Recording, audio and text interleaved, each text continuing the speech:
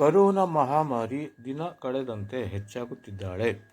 ಇದರ ಆರ್ಭಟ ದೇಶಾದ್ಯಂತ ವ್ಯಾಪಿಸುತ್ತಿದ್ದು, ಇದರ ಸಂಖ್ಯೆ ಹೆಚ್ಚಾಗುತ್ತಿದೆ. ದೇಶದಲ್ಲಿ ಈಗಾಗಲೇ 3,395 ಪ್ರಕರಣಗಳು ದಾಖಲಾಗಿದೆ ಎಂದು ಕೇಂದ್ರ ಸರ್ಕಾರದ ಆರೋಗ್ಯ ಸಚಿವಾಲಯದ ಅಂಕಿಅಂಶಗಳು ತಿಳಿಸಿದೆ.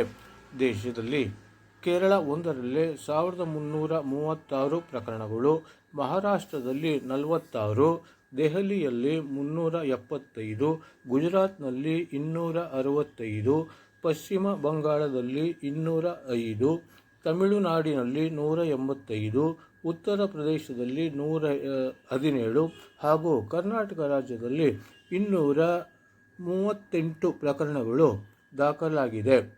ಕಳೆದ 24 ಗಂಟೆಗಳಲ್ಲಿ ರಾಜ್ಯದಲ್ಲಿ 58 ಹೊಸ ಪ್ರಕರಣಗಳು ಪತ್ತೆಯಾಗಿದೆ.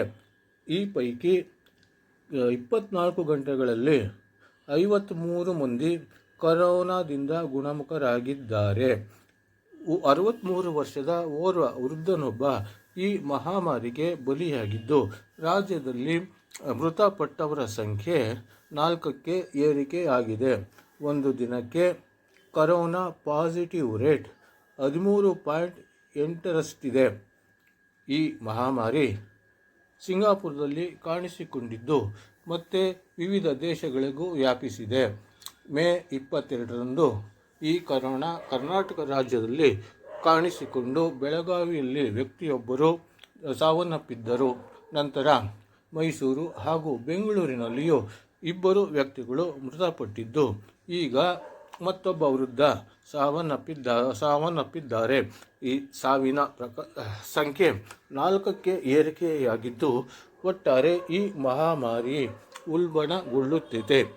ದೇಶದಲ್ಲಿ ಪ್ರತಿನಿತ್ಯ ದಿನೇ ಇದರ ಸಂಖ್ಯೆ ಏರಿಕೆಯಾಗಿದ್ದು, ಸಾವಿನ ಸಂಖ್ಯೆ ಕೂಡ ಹೆಚ್ಚಳವಾಗುತ್ತಿದೆ. ಒಟ್ಟಾರೆ ಆರೋಗ್ಯ ಇಲಾಖೆ ಕೋವಿಡ್ ಬಗ್ಗೆ ಕಟ್ಟೆಚ್ಚರ ವಹಿಸಿದ್ದು, ಎಲ್ಲ ರೀತಿಯ ಕ್ರಮಗಳನ್ನು ಕೈಗೊಂಡಿದೆ. ಆದ್ದರಿಂದ ಸಾರ್ವಜನಿಕರು ಕೂಡ ಈ ಮಹಾಮಾರಿಯಿಂದ ತಪ್ಪಿಸಿಕೊಳ್ಳಲು ಕಡ್ಡಾಯವಾಗಿ ಮಾಸ್ಕ್ ಧರಿಸಿಕೊಂಡು ಹೋಗಬೇಕಿದೆ. ಈ ಬಗ್ಗೆ ಪ್ರತಿಯೊಬ್ಬರೂ ಕಟ್ಟೆಚ್ಚರ ವಹಿಸಬೇಕಿದೆ.